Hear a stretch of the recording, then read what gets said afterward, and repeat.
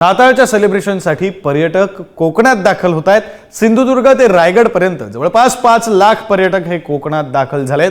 गणपतीपुळे समुद्रकिनारी पर्यटकांची मोठी गर्दी आहे। रत्नागिरी, गणपतीपुळे, कर्दे, गुहागर, दापोली या समुद्रकिनाऱ्यांना देखील पर्यटकांकडून पसंती मिळते। रत्नागिरीच्या गणपतीपुळे समुद्रकिनाऱ्यावरून या साऱ्याचा आढावा घेतलाय आमचे प्रतिनिधी राजन चव्हाण यांनी। कोकण म्हणजे जणू काही स्वर्गच आणि या स्वर्ग सुखाचा आनंद घेण्यासाठी हिंगोली, वाशिम, नांदेड आणि पश्चिम महाराष्ट्र सारख्या इतर बहुसंख्य भागातील पर्यटक हे कोकणाला विशेष करून गणपतीपुळ्याच्या निळाशार समुद्राला भेट देत असतात। आपण जर पाहिलं तर आता मोठ्या प्रमाणात नाताळच्या सुट्टीनिमित्त आता पर्यटक मोठ्या प्रमाणात एन्जॉय करण्यासाठी गणपतीपुळेच्या समुद्रावर दाखल झालेले आहेत। जवळपास 5 लाख पर्यटक हे कोकण किनारपट्टीला भेट देतात।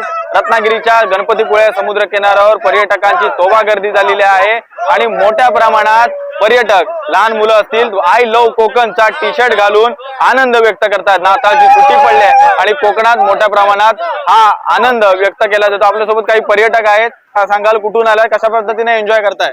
सर, आम्ही छत्रपती संभाजीनगर वरतून आलेलो आहे। आम्ही 3 दिवसापासून आम्ही इथं निघालेलो आहे कोकणात येण्यासाठी। आम्ही रस्त्याने येताना आम्हाला सगळं घाट वळणं, डोंगर वगैरे सगळं आम्ही देवस्थान करत आलेलो आहे आणि विशेष करून खास गणपतीपुळ्याला पण आज गणपतीपुळ्याला आम्ही पोहोचलेलो आहे 3 दिवसाच्या नंतर। आणि गणपतीपुळ्यानंतर आल्यानंतर एका शब्दात सांगायचं म्हणलं तर इथं स्वर्ग आहे। मी विदर्भातून आलेली, वाशिम येथून खूप चांगल्या प्रकारे एन्जॉय करत आहे। मी फर्स्ट टाइमच कोकणात आलेली आहे आणि एवढं छान पर्यटन स्थळ आहे की आता पहिल्यांदा आली असं वाटते पुन्हा इथे यावं आणि विदर्भातून, मराठवाड्यातून प्रत्येकाने इथे यावं। कोकण एक फिरायसाठी एवढं छान स्पॉट आहे महाराष्ट्रात, म्हणजे कोकणात आपल्या इकडे की बघायचं कामच नाही। नक्कीच आपण पाहिलं तर आपल्यासोबत अजूनही काही पर्यटक आहेत। कुठून आलायत आणि कशा पद्धतीने एन्जॉय करताय? मी वाशिमवरून आलोय आणि आनंद घेतोय सगळीकडे। आपण जर पाहिलं तर जसं नारळ इकडे आपल्याला सगळे जास्त भेटतात, त्याच पद्धतीनं नारळ कसं वरून टणक आणि आतून नरम गोड असते, तसंच सगळीकडे जर पाहिलं तर आपण गोड एक गंध किंवा नारळाचा